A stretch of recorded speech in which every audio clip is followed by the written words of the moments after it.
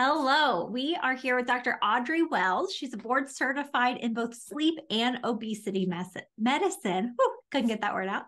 And she's the founder CEO of Super Sleep MD. She helps people with sleep apnea get fully treated without sacrificing comfort. And I am thrilled to have you here.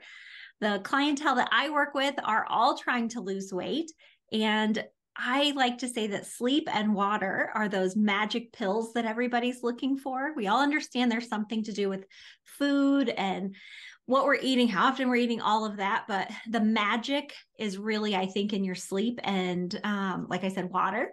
How specifically do you work with people that are trying to lose weight? How does the sleep thing all kind of go in? Yeah, I'm happy to discuss any and all of it. So I have practiced sleep medicine for about 15 years, and I have a couple of subspecialties within that. So sleep apnea and insomnia are two disorders of sleep that I have particular expertise with. And you might imagine how problems with sleep overlap with problems with weight. So that kind of motivated me to go get formal training in obesity medicine. And so I do coaching and private consultation for both of those disorders. I have sort of an integrative approach because a lot of times people feel like they're in a place that's in a rock between a rock and a hard place. It's Mhm. really hard to kind of manage both of those situations, especially if there's any time scarcity going on.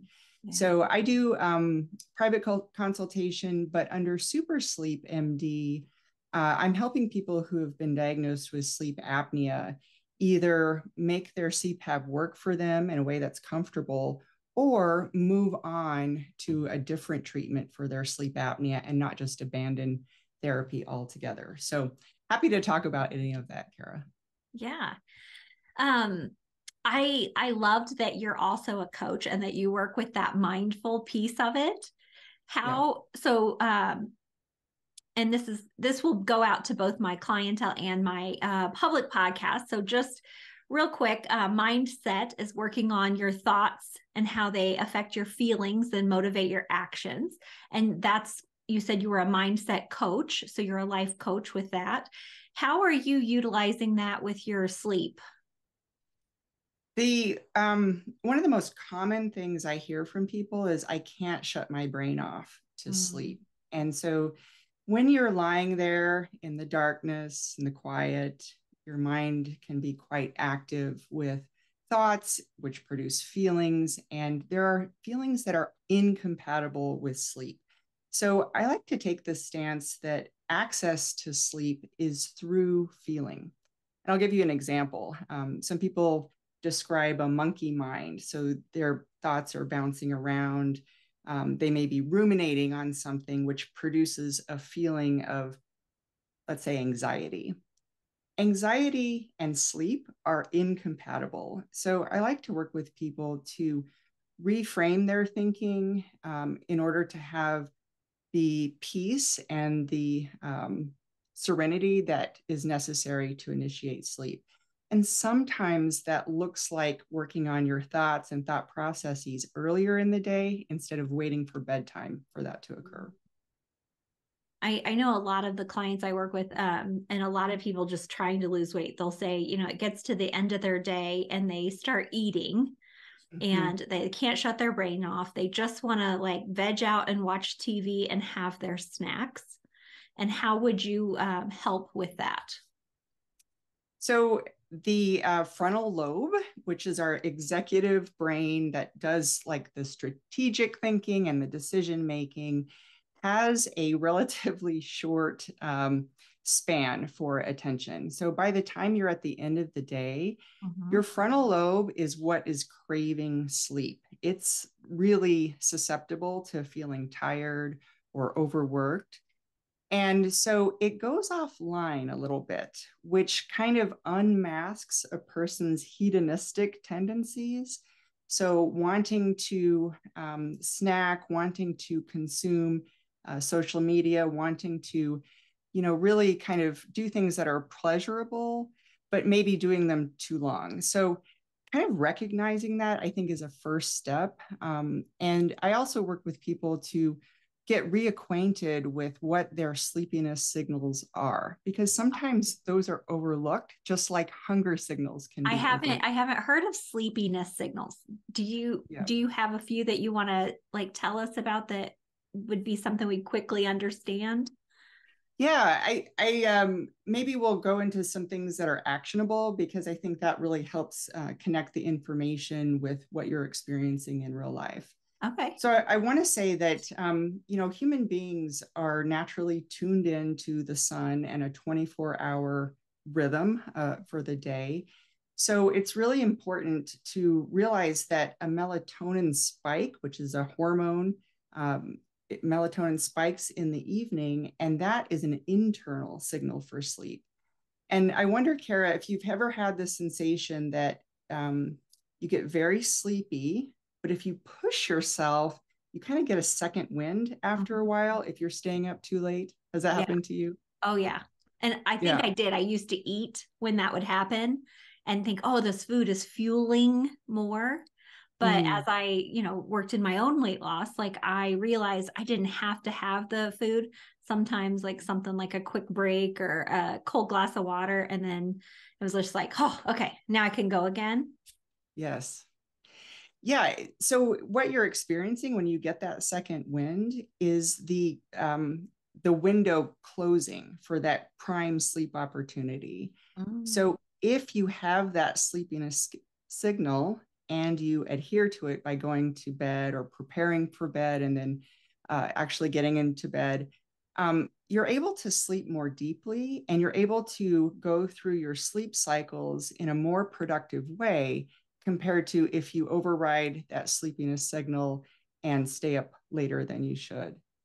And to your point, I want to mention that a lot of people who aren't getting enough sleep Mhm. have this tendency to look for other things to improve their energy. And food is a way to do that. So if you're not getting your energy replenished from sleep, your appetite increases.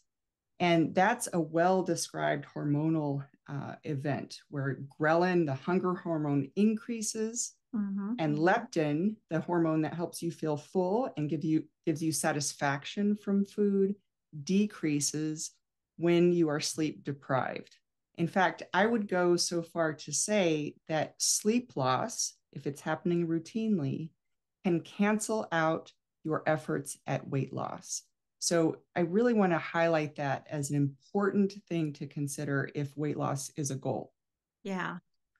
Yeah, we talk a lot about like how insulin plays into this, but I haven't really mentioned before how the ghrelin and the leptin are affected by sleep. So Mm-hmm. that's super interesting. Um, I think there would be a ton more to figure out in those sleep signals, how you compare it to hunger cues, hunger signals, the sleep signals. I could see that being a whole course of its own on figuring out how to follow that and what to do about it. Yeah. Yes, totally. It's just, I think the first step is always awareness. What Yeah. is my body telling me? What can I pay attention to and dial into to know what I need? Mm-hmm. I think that mindset piece of it too. I think that it's, and I work with women. So, like, primarily women, we have, all of our family tasks to do. And a lot of times it's the end of the day before they even get to feel like they have some time for themselves. Everyone's in bed. And so, I work with them on how to do that earlier, in the day, how to plan for time for yourself. Your kids maybe go to bed earlier so that you can have some time to rest and recoup and recharge for yourself. And so I can see how that whole mindset piece plays into the sleep, because especially as women, we're so used to like giving up all of ourselves, our time, our energy. And so there's just not anything left at the end of the day unless you really hone into making yourself a priority too. It's so true. And I like your approach of like helping people to recognize that and work in me time earlier in the day. Mm-hmm. Uh, Another possibility is to go to bed earlier if that's when you're sleepy, and then wake up earlier to have that me time, which is nice because your brain, a well-slept brain at that point, is going to have a better or more productive me time, which is kind of giving yourself your best version, the well-slept version of yourself in the morning. Oh, yeah. I know my brain definitely is more productive in the morning. And if I, and it's almost like choosing, it's like there's no right or wrong answer. Just choose a bedtime. Make sure it Yes. has enough hours to possibly allow you to have that 7 to 9 hours that they recommend, and then Yeah. just choose it and then figure out what happens, which leads me to some other questions. So, knowing that I was going to get to talk with you and pick your brain about all this fun stuff, I started collecting questions that some of the people would write in and tell me for you. Oh, sure. So, some of them just cannot fall asleep. Others, they get to sleep and they wake up throughout the night, or they wake up too early and then can't get back to sleep. So, what do you say for them? So, one of the fundamental things that I like to let people in on is how you spend your day significantly informs how you spend your night. And there's a lot that I sort of preach on my soapbox about contrast and balance. So during the day, you want lots of light exposure, you want physical activity, you want to take your meals earlier in the day and hopefully stop eating at least 3 hours before bedtime to kind of align all of your sleep signals to increase the chances that you're going to fall asleep when you want to and then wake up when you want to. So spending some time like really working out how you can have more contrast between your day and your night might be helpful. When it comes to sleep and sleep timing, it turns out that the wake up time is more important than the bedtime. So let me tell you what I mean by that.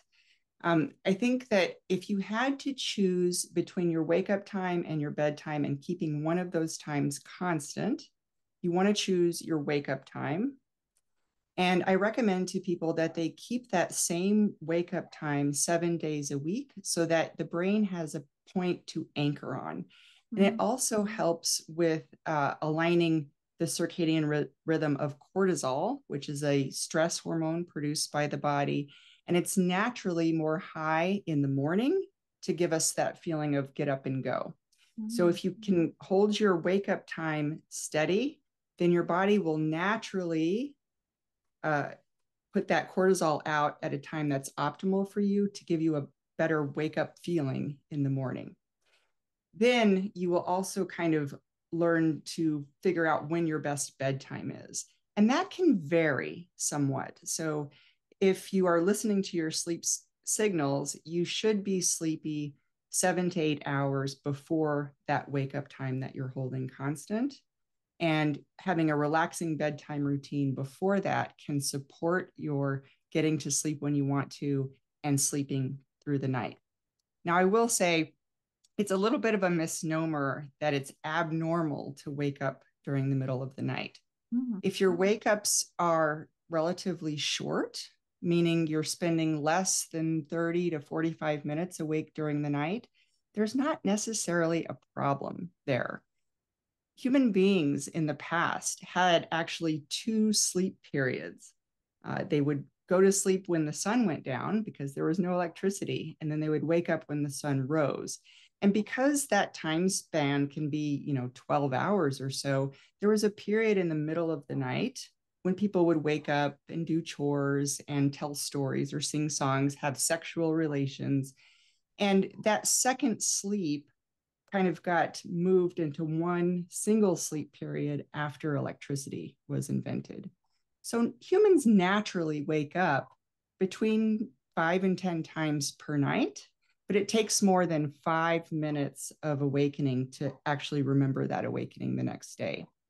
I think the problem becomes when you wake up in the middle of the night and your awakening is now prolonged more than an hour or so. That certainly encroaches on your rest. And so doing the things to support your sleep with your daytime activities and your bedtime can really help shorten those and even eliminate them to some extent. Okay, so this one's personal. I have Okay. noticed, and I shared with you a little bit of my story. Before I started losing weight, I had complete exhaustion. Mm. I shared about like the hairdresser. It was a tug of war when I'd get my hair done because I'd finally just rest in the chair and I would be out like snoring getting my hair done. And now sleep is a priority for me. And I guess I did not know whether it was my weight or just the routine of sleep or a little of all of it, that now I'm pretty good about, like, when I go to bed, I go quite, instantly to sleep, and I sleep at least 7 hours a night. So I wasn't sure why, what, if it was the weight or my food or what it was that changed in that. If you want to talk about that, and then I have one more piece to it. Yeah, I think, I'd love it if I could solve everybody's sleep problem with one single piece of advice. Oh, But yeah. the truth is, it's a multifactorial thing that we're dealing with when we want to support our sleep rhythms. Yes, food, certain types of food and patterns of eating can make you feel sleepier. And there's underlying sleep disorders that are related to a person's weight, or more frequent if you're heavy. But the thing is, there's a lot of experimentation that has to take place to kind of optimize your sleep routine. And sometimes you just have to take a deeper look with something like a sleep study. Mm-hmm. So I think that by the time you're falling asleep with the hairdresser, there's an issue there. I'm so glad to hear that it resolved for you. And my question is, now that you have that problem fixed, how would you ever go back to it? I mean, isn't it so wonderful now Yeah. to sleep and feel rested during the day? Well, back then, I was 100% focused on weight loss. I think I emailed you maybe that, in my head, I was thinking, well, back then, I thought you have to exercise to be able to lose weight. But I thought I can't exercise because I can't even stay awake to drive half the time. Yeah. And so it just felt like a never ending cycle that I would never be able to conquer. And so I just started making little bits of things. And I remember I what food felt so out of my control in the beginning, but I felt like I can drink water and go to bed. And so I don't know how to do anything else, but apparently I'm good at sleeping because I was doing it, all the time. Okay. So the other part of the question with my personal, so now I'm really 7 to 9 hours, kind of depending. 7.5 to 8 is probably my most frequent sweet spot. But my husband has a different work schedule than I do. So he gets Mhm. up, oh gosh, good hour and a half before I do. And it used to be that I could sleep straight through all of him getting ready. And now, like, the doorknob, and this could be 24 years of marriage is the problem, but like now the doorknob sounds like it's clicking too loud, or the light is too bright around the edges of the door to go to the Ah, restroom, and him moving in bed to get up, it's waking me up. And I don't know why it's changed. Like, I used to be able to, like, he'd have to wake me up to get me to be awake for work, and mm. now when he's getting up, it wakes me up. I can't sleep through that anymore. I would guess that in the past, you always had some sleep deprivation going Mm, on. You had some underlying sleep loss that you were always trying to compensate for. So it was more difficult for you to arouse with him getting up an hour and a half before you needed to. Now that your sleep need is more satisfied, you are probably prone to waking up more because you just don't have that debt to mhm. repay. And there's a few things I might suggest if you're open to it, just to reduce those awakenings. I'm One definitely. is one is that if the light is an issue, you might just try a sleep mask Mhm. when you go to bed. There's one by Manta that I really like because it doesn't put any pressure on your eyelids or your eyeballs. It has sort of a rounded Mhm. padding. And keeping the light out of your eyes is going it's not going only going to help you stay asleep longer, but it will help you to keep sleep cycling like you should be for the extra hour and a half that you'd be before you needed to get up. The other thing you might think about is a sound conditioner or a sound machine, just to kind of mute out those sounds in the room from him getting ready. So you want to look for something with just a consistent noise. A white noise is kind of like what an airplane makes, or like the sound of a fan. And you want it to be very monotone, not anything that spikes like nature sounds or anything like that. The tricky part is for anybody in that situation, in the first part of the night, you've satisfied the majority of your sleep need. So if you wake up due to something in the environment or something going on internally, it's harder to get back to sleep at that point. So the focus becomes what could keep you asleep that hour and a half before you actually need to get up to start your day. I don't know if I'll let him listen to this. I like to blame it on him that he has suddenly started turning the doorknob louder. Yeah. That is what I told him. You can check in with him, but I'm always a fan of the woman and the woman getting her sleep. Oh yeah, and I did, and I even did the earplugs, and the both the combination of the mask and the plugs kind of helped. But I definitely want to check out the eye mask that you were talking about. Mine doesn't quite keep all the light out, you know.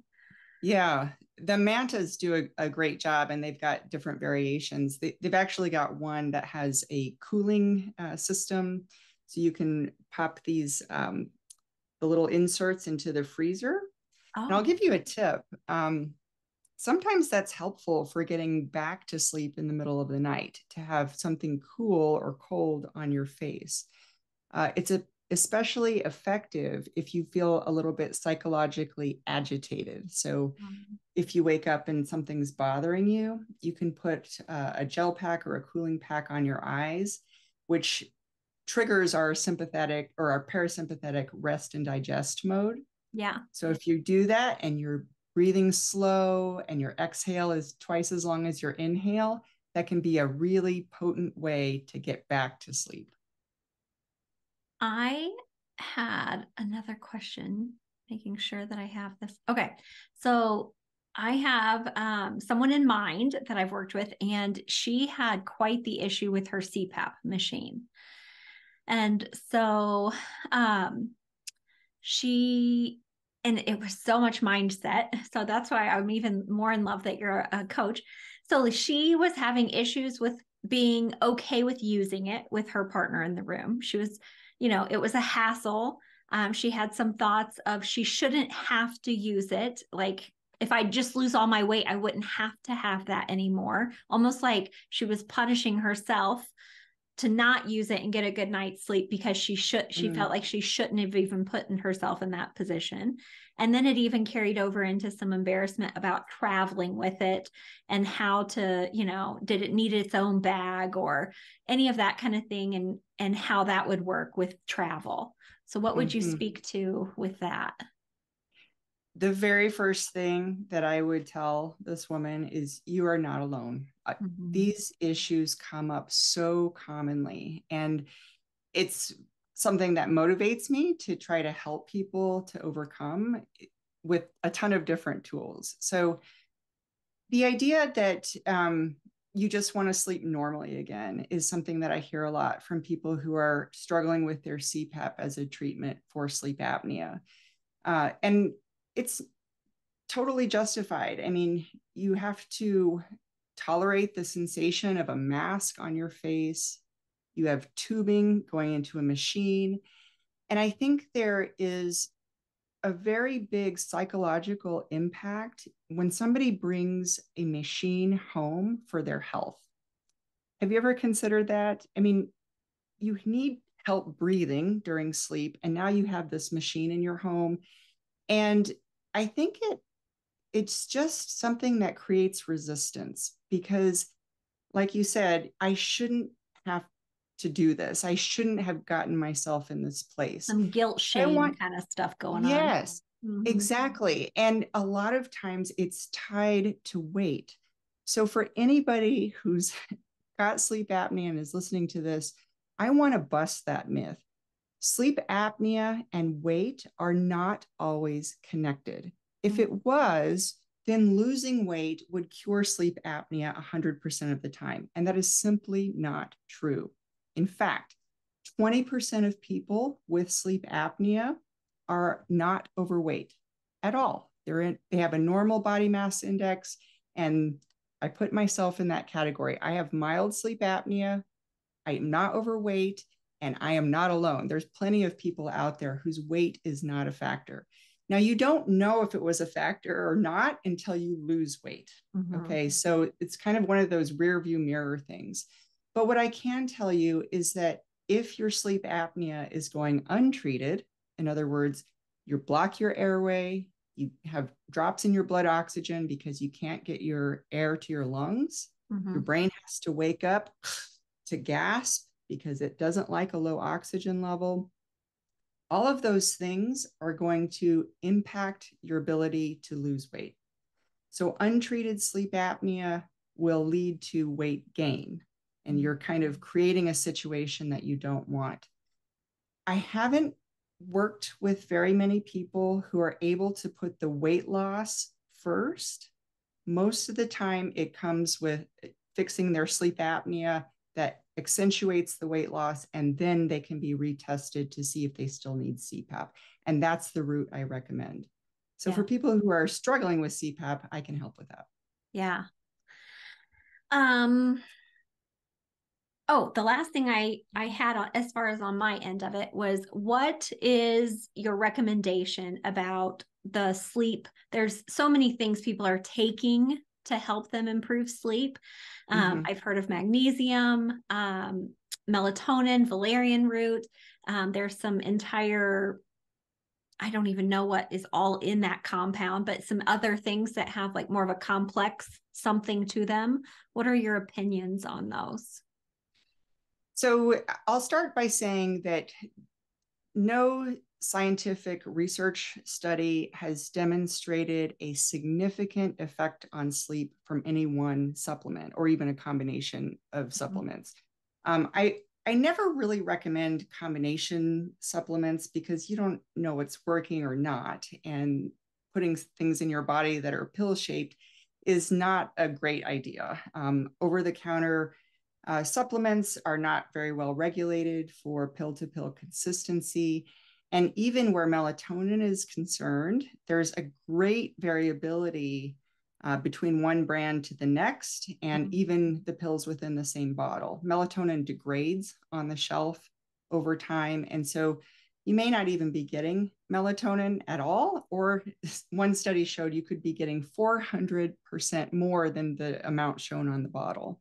So supplements is a tricky game. Magnesium, I've had folks say anecdotally that magnesium works, and it's a relatively safe pill or supplement to try. So I don't have a huge issue with that. I would only recommend melatonin for adults, never for kids, because it is a hormone that has some associations with accelerated or delayed puberty.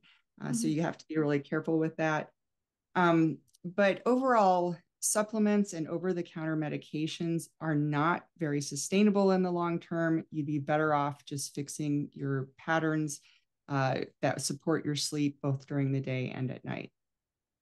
I agree with that. I've had some people who were doing NyQuil to like just get themselves to sleep, and that has so many other things in it that I'm not a doctor, but I just think that if you're taking NyQuil, that it's not even designed for that.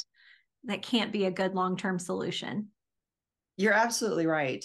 In fact, if you take any over-the-counter medication with sleepiness as a side effect for sleep, it will wear off, usually in a couple, 3 weeks. And I want to tell everyone that anything in pill form that's used for sleep is starting to show up as having problems with cognitive decline if it's used over the long term. So Ambien is one example, but even over-the-counter medications like the diphenhydramine or Benadryl have been shown to be associated with cognitive decline if they're used consistently. So you're not getting the effect, and there's a significant detriment to these supplements for sleep. And so the bottom line is you really have to take a look at your behaviors. I was, thank you for all that. I was looking at your website and you have a great blog page. Oh, I thanks. has so many great topics on there. So definitely check out your blog page if you're listening to this. But one of the things that cracked me up a little bit was your power nap versus a turbo nap. And I was like, what is she talking about? And so do you want to talk about that one? Yeah, I think that people have heard of power naps, Mhm. which is taking a short little siesta during the middle of the day. And I'm a proponent of that. I think that it's potentially one way to assess whether you're getting enough sleep or not. So if you absolutely need a nap during the day, then you're not getting enough sleep at night. If you take a nap during the day and you tend to go into the deep stages of sleep during your nap, that tells me you're not getting enough sleep at night. But if you want a rest for 20 or 30 minutes at a time to kind of refresh your mind and have a little break during the day, that's a great power nap. A turbo nap is somebody who's got sleep apnea and they're using their CPAP machine for that nap. So that is a great way to support your breathing during that nap, because people with sleep apnea will have their sleep apnea when they're untreated taking that nap. So I like to just give it a fun name so they can be reminded to put their CPAP on. I That all made total sense what you just said. I think the part that cracked me up when I read it was the caffeine component. Oh, oh yes, you're right. Thanks for reminding me. So one little trick you can do, especially if you need to get a lot done or you have some driving ahead of you, so you can take a cup of coffee, down it, and then start your nap. By the time those 20 or 30 minutes are up, the caffeine's kicking in. So you're going to be bouncing out of bed and ready to complete the rest of your day. I kind of self-medicate with some caffeine from time to time. And some of my friends and even a couple of clients have found out that I have what's called a napping mat that I've gotten. And so Yeah. it's a heated mat. It does the infrared, all that. And I don't know how much there is science to that, but it just feels so good on my skin to have that heat from that infrared mat. And so Mm-hmm. if I'm just really having a hard time focusing, I'll go set a timer for 30 minutes, and it doesn't quite feel like it's enough. Like I want to stay there, but it's kind of like when you're wanting to finish your plate because it tastes so good. Like I just feel so good. I just want to stay there. And so I'll do that when the caffeine's not working, but I've not tried to pair the two up. Yeah, Give it it a was try. fun. You have some fun stuff on your website. People will have to check that out for sure. So do you think that the like if and I have one lady in mind, she has to be at work at like 4 a.m., but she also helps take care of her grandkids too. And Mm. so like the amount of sleep that she gets, it's just, and I'm thinking even new moms, like this one's a grandma, but like new moms even who just it's not going to happen 7 hours of sleep or 9 hours of sleep. Does the napping like contribute to the overall sleep, or does it have to be even closer together? It depends. I really sympathize with new moms. My youngest is 2.5 years old, so I'm kind of just getting out of that point where he's sleeping through the night. Um, I I want to tell you that for anybody who is having a short sleep time at night, a nap can be a great way to kind of supplement that time. And it's a little tricky with the timing though. So it's better to have a nap around midday. You really don't want to be napping past 3 p.m. or so, because that can sort of cannibalize your nighttime sleep or make it harder to get to sleep in the first place. Okay. So, for people who have shortened nighttime sleep or unpredictable nighttime sleep, a nap can be a great tool to make sure that you're getting at least closer to the total sleep time that you need. And then in that instance, would it be still the 30-minute nap, like the 20 to 30 minute, or would it be okay to be longer then? I wouldn't go past an hour and a half. The reason is that allows for one sleep cycle or approximately one sleep cycle. Doing more than that is really going to give you some sleep inertia, meaning it's really hard to wake up. You would feel groggy and it wouldn't really be worth it. But that longer nap is probably something to do if your sleep time at night is 6 hours or less. Then you can supplement your total sleep time with a nap. Okay. Yeah, that's good information. All righty. What words of advice would you have for someone who's just starting with weight loss, maybe, and trying to figure out this sleep part of it? I know you said if you've got some sleep apnea, start there. Maybe they don't have sleep apnea. What would you suggest they do with their sleep side of things when they're just starting out?